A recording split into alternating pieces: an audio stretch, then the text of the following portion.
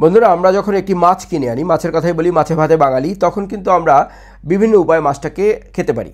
এটাকে আমরা বিবিকিউ করে খেতে পারি, এটাকে আমরা কারি বানিয়ে খেতে পারি, আমরা ফ্রাই করে খেতে পারি।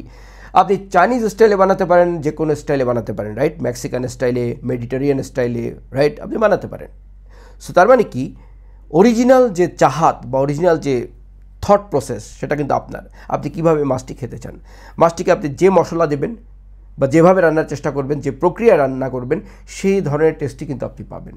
জীবনটাও ঠিক ঠিক ঠিক তেমনি। আপনি আপনার জীবনকে ঠিক যেভাবে দেখতে চান, সাজাতে চান, সেভাবে যদি কর্ম করেন, exactly the same result you will get. আপনি দেখবেন যে চেইন রেস্টুরেন্টগুলিতে যেখানেই আপনি যান, স্বাদ একই কেন থাকে? কারণ তারা সেম জিনিসগুলি অ্যাপ্লাই করে, রেসিপি অ্যাপ্লাই করে। সো সফল মানুষদের যে রেসিপি আছে, সেটা আপনি অ্যাপ্লাই যদি করেন, দেন আপনিও সফল হবেন।